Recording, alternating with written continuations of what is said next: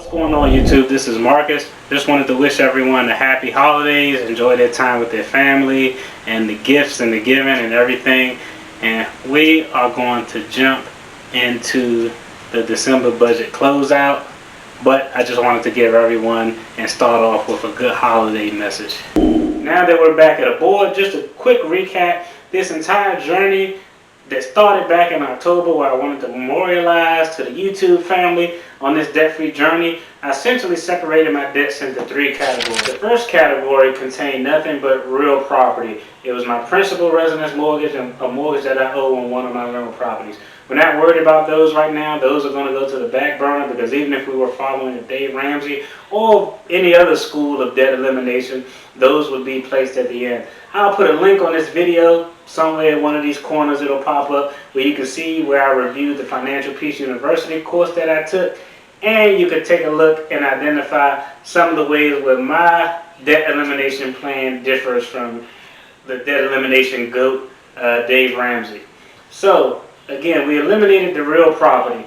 Primary residence and mortgage, we aren't really worried about. The second category was student loans. However, because of a substantial period in 2020, those loans were on a forbearance and there was no interest accruing. I just took that as an opportunity to take care of all of my smaller debts and kind of focus on those. So that's the second category. So we're not worried about the real property at this point. Right now, we're not really focused on the student loans either, because those are temporarily on a freeze and an interest rate forbearance as we speak. Now, the third category we focused on was all the other nonsense, essentially the consumer debt, the Tsp Loan and so forth. So this is where we left off at the end of November, when we allocated $2,000 towards the payoff of these current debts with regard to consumer debt. Now again, I'm going to try to stay in the shot, and I may put a few images on the screen just so those numbers kind of stick in your head. But at the end of November, on the Mercedes, I owed $4,454 remaining. Tsp Loan was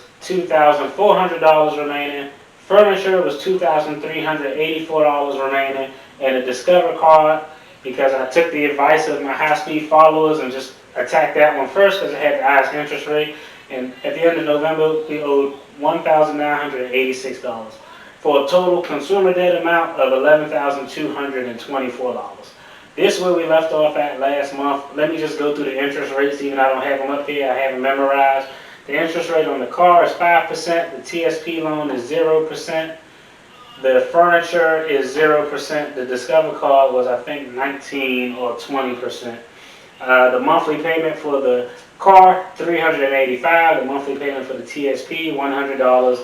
Monthly payment for the furniture, $152. And the monthly payment for the Discover card is something like $60 or $75 a month.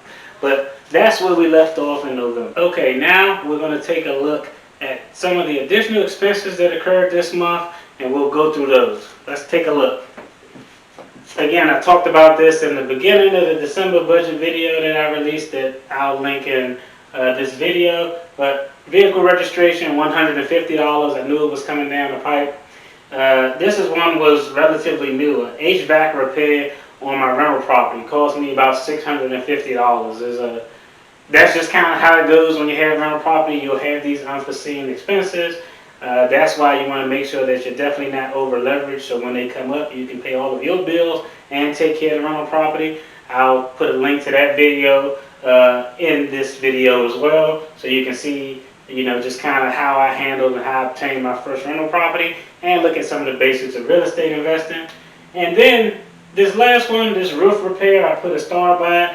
But if you all recall from my last video, we had a 3-day period where it rained like it was 40 days and 40 nights, and I identified 2 small leaks in the roof. I actually had someone come out. They gave me an estimate to patch those things up. It was about $1,100. Only reason I haven't gotten that repaired yet, because I have additional persons coming out taking a look at it. Because it's not substantial and it's no monsoon rain down the pipe, I have a little bit of time where I can kind of shop around and see if I can get someone who can square it away for a little bit cheaper price. So those are the extra expenses that came up this month. That's why I don't have the roof cost in there, because I actually haven't paid for it to get it repaired yet. I'll probably be taking care of that at the beginning of next month, so you'll see that in the January video. But the total amount of additional expenses really for this month was $750. Okay, we're back, and the third thing that we're going to look at is additional money or ways that I was able to supplement to take care of some of those expenses that we just talked about that total $750. Really, just as a quick caveat, there was really no extra room in the budget to kind of, supplement those additional expenses. Everything cost exactly what I anticipated to cost. I wasn't giving no breaks. I didn't call and start wilding out on any of my service providers, so I didn't get any discounts like I did last month. So let's go ahead and take a look. This $2,000 for debt payoff every month, if you all recall, you've been following this journey, we have about $2,750, $2,750 to apply towards debt every month. Remember, the total expenses that came up, the HVAC repair, the registration, was $750. So I had to take that $750 from the debt payoff amount.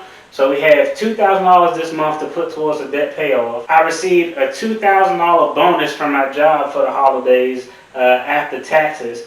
And this last item right here, $525, is Social Security tax. Now let me talk a little bit about that. Well, essentially what happened, and some of you all who've been following this journey in my channel know that I went through a job loss in 2019, and so I actually started my job around March, April of 2020.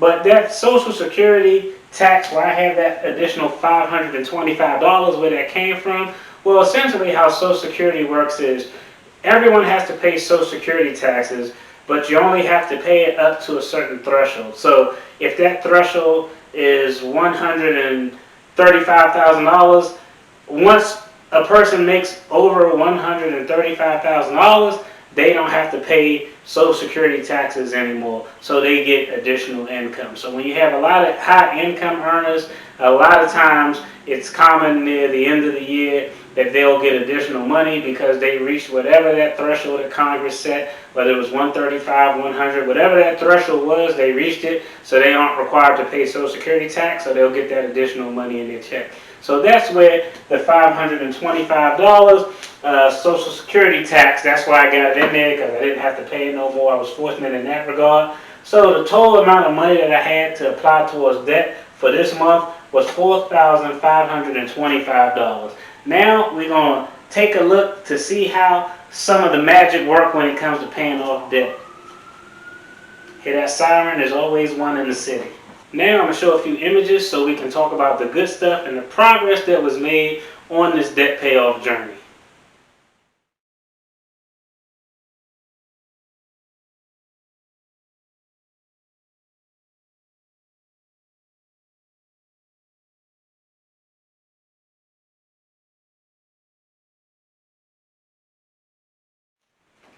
That's right, the vehicle is paid off outright, so now every car I have parked in front of my house, driveway, they all mine. I have the title. That was actually the thumbnail. That was a picture of me beside the Christmas tree looking happy because I got my title in hand, and so that was like Christmas because I don't got to pay $385 for a car payment anymore. Let's take a look and see what other debt progress we were able to make this month.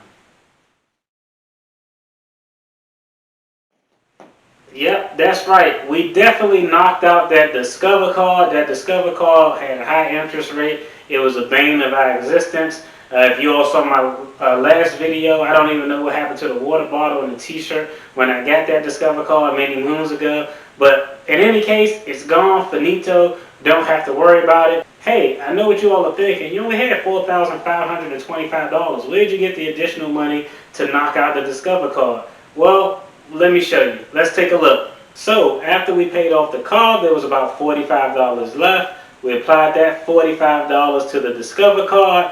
And as many of you know, when I talk about emergency funds, I'm definitely not a $1,000 emergency fund person.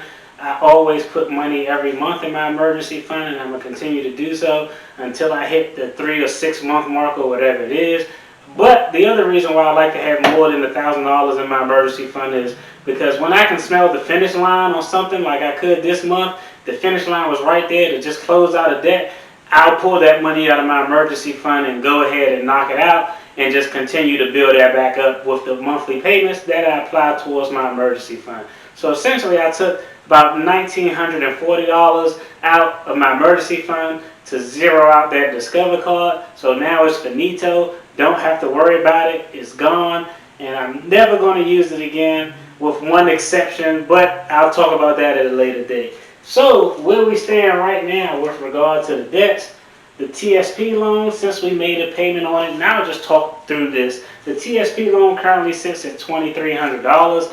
I actually thought about it, and right now as it stands, I'm not in a rush. I'm not even worried about paying off the TSP loan because there's zero interest. They take $100 a month directly out of my check. So I'm just going to continue to let them do that. I just don't see the purpose of taking $2,000 or $3,000 to pay off a TSP loan where there's no interest, when I can use that to either pay something else or to stack up so I can use to pay one lump sum on my student loan. So TSP loan, right now as it stands, we're not even going to worry about that. That's just a line item. They can take that $100 a month until it's paid off, and we'll just deal with it as it is. The only other thing we have right now is the furniture. Let's take a look at the furniture. When we left off in November, it was $2,384. As it stands today, it's $2,284. The goal is to knock that out next month. Of course, as you always know, I find some way to get some additional income, so I already got some things bubbling and brewing that should allow me to have an extra few $1,000s next month. But I'm not going to know until it comes in fruition, and when it does, I'll definitely let you know.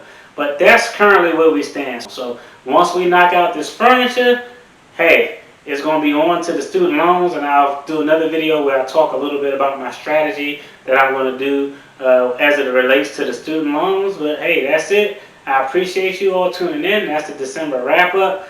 Took out 2 debts. Got the title of my car, so I'm good. I appreciate you all tuning in. Like, subscribe, comment. If you comment, I'll definitely get back to you. You all have a safe, blessed, happy holidays. Enjoy family, friends, gifts, hopefully via Zoom. But if it's not via Zoom, definitely be safe. Y'all take care. Like, subscribe, comment. Peace.